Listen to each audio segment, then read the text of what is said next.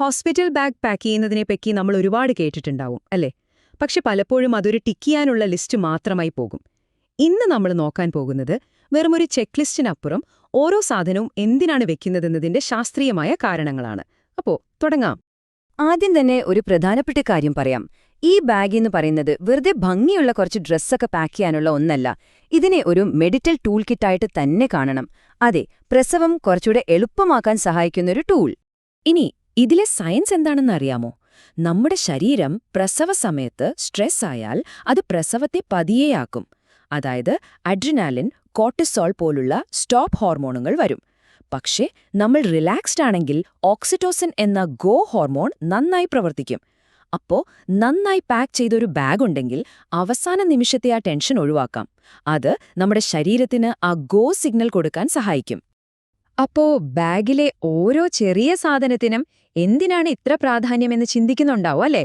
കാരണം വളരെ സിമ്പിളാണ്. അമ്മയുടെയും കുഞ്ഞിന്റെയും ശരീരം അവരുടെ ജീവിതത്തിലെ തന്നെ ഏറ്റവും വലിയ ചില മാറ്റങ്ങൾക്ക് സാക്ഷ്യം വഹിക്കാൻ പോവുകയാണ്. അമ്മയുടെ ശരീരം പ്രസവശേഷം ഉടനെ തന്നെ റിക്കവറി മോഡിലേക്ക് മാറും. ഇതിന്റെ ഭാഗമായി ലോക്യ റൂബ്ര എന്നു പറയുന്ന ഒരു കനത്ത ബ്ലീഡിംഗ് ഉണ്ടാകും.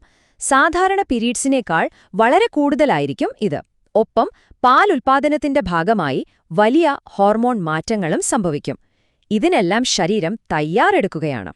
ഇനി കുഞ്ഞിന്റെ കാര്യം നോക്കിയാലോ? ഗർഭപാത്രത്തിലെ ആ ചൂടിൽ നിന്ന് ഹോസ്പിറ്റൽ മുറിയിലെ തണുപ്പിലേക്കുള്ള വരവ് ഒരു വലിയ ഷോക്കാണ്. അവരുടെ ശരീരത്തിലെ ഒരു ഇൻബിൽറ്റ് തെർമോസ്റ്റാറ്റ് അങ്ങ് ശരിയായി പ്രവർത്തിച്ച് തുടങ്ങിയിട്ടുണ്ടാവില്ല. അതുകൊണ്ട് തന്നെ ശരീരത്തിലെ ചൂട് പെട്ടെന്ന് നഷ്ടപ്പെടും.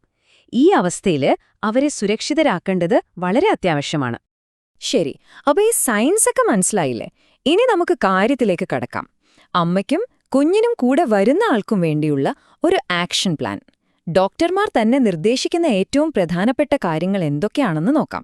ഒന്നാമത്തെയും ഏറ്റവും പ്രധാനപ്പെട്ടതുമായ നിയമം സമയമാണ്. ഇതൊരിക്കലും അവസാന നിമിഷത്തേക്ക് മാറ്റിവെക്കരുത്. കൃത്യമായി പറഞ്ഞാൽ നിങ്ങളുടെ ഗർഭത്തിന്റെ 34-ാം ആഴ്ചയാകുമ്പോഴേക്കും ഈ ബാഗ് പാക്ക് ചെയ്ത് സിബൊക്കെ ഇട്ട് എപ്പോഴും എടുക്കാൻ പറ്റുന്ന ഒരിടത്ത് വെച്ചിരിക്കണം. ഇത് വളരെ പ്രധാനപ്പെട്ട ഒരു നിർദ്ദേശമാണ്. ഓക്കെ, ഇനി അമ്മയ്ക്ക് വേണ്ടിയുള്ള റിക്കവറി കിറ്റിലേക്ക് വരാം. ഇതിലെ ഓരോ ഐറ്റത്തിനും അതിൻ്റെതായ ഒരു മെഡിക്കൽ പ്രാധാന്യമുണ്ട്. സാധാരണ സാനിറ്ററി പാഡുകൾ പോരാ, നല്ല കട്ടിയുള്ള 2 പാക്കറ്റ് മെറ്റേണിറ്റി പാഡുകൾ തന്നെ വേണം. പിന്നെ സ്കിൻ ടു സ്കിൻ കോൺടാക്റ്റിനും ഫീഡ് ചെയ്യാനുമൊക്കെ എളുപ്പത്തിന് മുന്നിൽ തുറക്കാൻ പറ്റുന്ന ഗൗണുകൾ. അതുപോലെ നഴ്സിംഗ് ബ്രാ തിരഞ്ഞെടുക്കുമ്പോൾ 2 ഫിംഗർ റൂൾ ഓർക്കുക. അതായത് അത്രയും ലൂസായിരിക്കണം. സ്റ്റിച്ചുകൾ സംരക്ഷിക്കാൻ പെരി ബോട്ടിൽ പോലുള്ള കാര്യങ്ങളും വളരെ ഉപകാരപ്രദമാണ്. ഇനി ഇത് ശ്രദ്ധിച്ച് കേൾക്കണം. സി സെക്ഷൻ ആവാനുള്ള സാധ്യതയുണ്ടെങ്കിൽ അടിവസ്ത്രത്തിന്റെ കാര്യം വളരെ നിർണായകമാണ്. ശരിയായ അടിവസ്ത്രം തിരഞ്ഞെടുക്കുന്നത് മുറിവ് വേഗം ഉണങ്ങാൻ സഹായിക്കും. അതെന്തുകൊണ്ടാണെന്ന് വെച്ചാൽ സാധാരണ ലോ വേസ്റ്റ് അടിവസ്ത്രങ്ങൾ സി സെക്ഷൻ മുറിവിൽ നേരിട്ട് ഉരസാനും പ്രഷർ കൊടുക്കാനും സാധ്യതയുണ്ട്. ഇത് ഇൻഫെക്ഷന് കാരണമാവാം.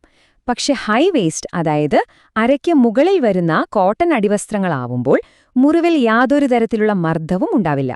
Zero pressure. ഇനി വളരെ രസകരമായൊരു കാര്യമുണ്ട്: ഗന്ധം. നമ്മൾ ഉപയോഗിക്കുന്ന സോപ്പിനും ലോഷനുമൊക്കെ നല്ല മണമുണ്ടെങ്കിൽ അത് കുഞ്ഞിനെ കൺഫ്യൂസ് ചെയ്യും. കാരണം കുഞ്ഞ് അമ്മയുടെ സ്വാഭാവികമായ ഗന്ധം തിരിച്ചറിഞ്ഞാണ് മുലപ്പാൽ കുടിക്കാനായി വരുന്നത്. അതുകൊണ്ട് മണമില്ലാത്ത അൺസെന്റഡ് പ്രോഡക്ട്സ് മാത്രം പാക്ക് ചെയ്യാൻ പ്രത്യേകം ശ്രദ്ധിക്കുക. കുഞ്ഞിന്റെ ഡ്രസ്സിങ്ങിന്റെ കാര്യത്തിൽ ഡോക്ടർമാർക്ക് ഓർക്കാൻ എളുപ്പമുള്ള ഒരു നിയമമുണ്ട്. അതിനെ 1+1 ലെയറിംഗ് റൂൾ എന്ന് പറയും. സിമ്പിളാണ്. ആ റൂമിൽ ഒരു മുതിർന്ന ആൾക്ക് കംഫർട്ടബിൾ ആകാൻ എത്ര ലെയർ ഡ്രസ് വേണോ അതിനേക്കാൾ ഒരു ലെയർ കൂടുതൽ കുഞ്ഞിനെ ധരിപ്പിക്കുക. ഇത് കുഞ്ഞിന് കൂടുതൽ തണുക്കുകയോ ചൂടാവുകയോ ചെയ്യുന്നത് തടയും. തീർച്ചയായും അമ്മയും കുഞ്ഞിനെയും മാത്രം ഫോക്കസ് ചെയ്താൽ പോരാ, കൂടെ വരുന്ന ആളും തയ്യാറായിരിക്കണം. അവർക്ക് വേണ്ടിയുള്ള സ്നാക്സ്, സാനിറ്റൈസർ, പുതപ്പ്, പിന്നെ വളരെ പ്രധാനമായി നീളമുള്ള ഒരു ചാർജിംഗ് കേബിൾ. അതോടൊപ്പം ഗർഭകാലത്തെ എല്ലാ രേഖകളും, സ്കാൻ റിപ്പോർട്ടുകളും, ID കാർഡുകളും, ഇൻഷുറൻസ് പേപ്പറുകളും എല്ലാം ഒരു വാട്ടർ പ്രൂഫ് ഫോൾഡറിലാക്കി വെക്കണം. അവസാന നിമിഷത്തെ ഓട്ടപ്പാച്ചിൽ ഒഴിവാക്കാം. ശരി, ഇനി വളരെ പ്രാക്ടിക്കലായൊരു കാര്യമാണ് പറയാനുള്ളത്. നിങ്ങളുടെ ഹോസ്പിറ്റൽ ബാഗ് ഏത് ആശുപത്രിയിലേക്കാണ് എന്നതിനെ ആശ്രയിച്ചിരിക്കും. അതായത് ഒരു പ്രൈവറ്റ് ഹോസ്പിറ്റലിൽ വേണ്ട സാധനങ്ങളായിരിക്കില്ല ഒരുപക്ഷെ ഗവൺമെന്റ് ഹോസ്പിറ്റലിൽ ആവശ്യം. ഇതിലേകദേശം 40% വരെ വ്യത്യാസം വരാം. ഈ ടേബിള് നോക്കൂ. പ്രൈവറ്റ് ഹോസ്പിറ്റലില് പലപ്പോഴും ഒരു മെറ്റേണിറ്റി കിറ്റ് അവര് തന്നെ തരും. പക്ഷെ അതിൽ എന്തൊക്കെയുണ്ടെന്ന് മുൻകൂട്ടി ചോദിച്ച് മനസ്സിലാക്കുന്നത് നല്ലതാണ്. അല്ലെങ്കിൽ നമ്മൾ വെറുതെ അതും പാക്ക് ചെയ്യും.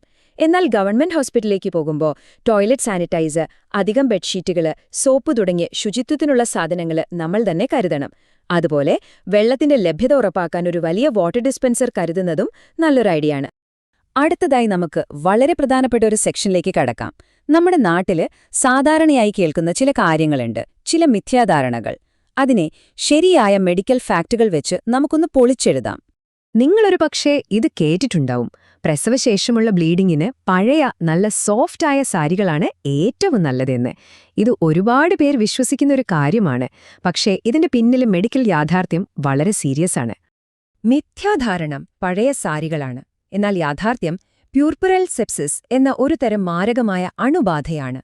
കാരണം അണുവിമുക്തമല്ലാത്ത തുണി ഉപയോഗിക്കുമ്പോൾ തുറന്നിരിക്കുന്ന ഗർഭപാത്രത്തിലേക്ക് ബാക്ടീരിയ കയറാനും രക്തത്തിൽ കലർന്ന് ജീവന് തന്നെ ഭീഷണിയാവാനും സാധ്യതയുണ്ട്. അതുകൊണ്ട് സ്റ്റെറൈലായ മെറ്റേണിറ്റി പാഡുകൾ തന്നെ ഉപയോഗിക്കണം. അതുപോലെ തന്നെയുള്ള മറ്റൊരു വിശ്വാസമാണ് കുഞ്ഞിന് ആദ്യമായി തേനോ പഞ്ചസാര വെള്ളമോ കൊടുക്കുന്നത്.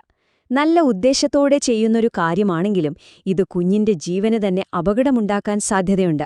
മെഡിക്കൽ റിയാലിറ്റി ഇൻഫന്റ് ബോട്യുലിസം എന്ന മാരകമായ ഒരു അസുഖമാണ്. തേരിലുള്ള ചില രോഗാണുക്കളെ ചെറുക്കാനുള്ള കഴിവ് നവജാത ശിശുവിന്റെ ദഹനവ്യവസ്ഥയ്ക്ക് ഉണ്ടാവില്ല. കുഞ്ഞിന് ആദ്യമായി കൊടുക്കേണ്ട ഒരേയൊരു ഭക്ഷണം കൊളസ്ട്രോം എന്ന് പറയുന്ന അമ്മയുടെ ആദ്യത്തെ പാൽ മാത്രമാണ്. അതിലാണ് കുഞ്ഞിനാവശ്യമുള്ള എല്ലാ രോഗപ്രതിരോധ ഘടകങ്ങളുമുള്ളത്. അപ്പോ ബാഗ് റെഡിയായി, തെറ്റിദ്ധാരണകളെല്ലാം മാറി. ഇനി അറിയേണ്ടത് ഒരൊറ്റ കാര്യമാണ്: എപ്പോഴാണ് ഈ ബാഗുമെടുത്ത് ഹോസ്പിറ്റലിലേക്ക് പോകേണ്ടത്? അതിനുള്ള വ്യക്തമായ ചില ഗോ സിഗ്നലുകളുണ്ട്, നമുക്ക് നോക്കാം. ഇവിടെ സംശയങ്ങൾക്കൊന്നും സ്ഥാനമില്ല. ഈ പറയുന്ന 3 കാര്യങ്ങളിൽ ഏതെങ്കിലും ഒന്ന് ശ്രദ്ധയിൽപ്പെട്ടാൽ ഉടൻ തന്നെ ഹോസ്പിറ്റലിലേക്ക് പോകണം. 1. വെള്ളം പോകുക. അത് പെട്ടെന്നൊരു ഒഴുക്കായോ അല്ലെങ്കിൽ തുള്ളിയായോ ആകാം. 2. കുഞ്ഞിന്റെ അനക്കം കുറയുന്നത്. അതായത് 2 മണിക്കൂറിനുള്ളിൽ 10ൽ താഴെ ചവിട്ടുകളാണ് കിട്ടുന്നതെങ്കിൽ ശ്രദ്ധിക്കണം. 3. പ്രീക്ലാംസിയയുടെ ലക്ഷണങ്ങളായ കഠിനമായ തലവേദന, കാഴ്ചമങ്ങൽ അല്ലെങ്കിൽ മുഖത്ത് പെട്ടെന്നുണ്ടാകുന്ന നീര്, ഇവയെല്ലാം അടിയന്തര ശ്രദ്ധ വേണ്ട കാര്യങ്ങളാണ്. അപ്പോ നമ്മൾ തുടങ്ങിയിടത്തേക്ക് തന്നെ തിരിച്ചുവരാം. ഈ ഹോസ്പിറ്റൽ ബാഗ് വെറുമൊരു ചെക്ക് ലിസ്റ്റ് അല്ല. അത് നിങ്ങളുടെ മാനസികാവസ്ഥയെ ടെൻഷനുള്ളൊരു തയ്യാറെടുപ്പിൽ നിന്ന് ശാന്തമായ ഒരു റെഡിനെസ്സിലേക്ക് മാറ്റുന്നൊരു ടൂളാണ്. നിങ്ങളുടെ ഉത്കണ്ഠയെ ആത്മവിശ്വാസമാക്കി മാറ്റുന്ന ഒന്ന്. ജീവിതത്തിലെ ഏറ്റവും മനോഹരമായ ആ നിമിഷത്തെ ധൈര്യത്തോടെയും ശാന്തതയോടെയും നേരിടാൻ ഇത് നിങ്ങളെ സഹായിക്കും.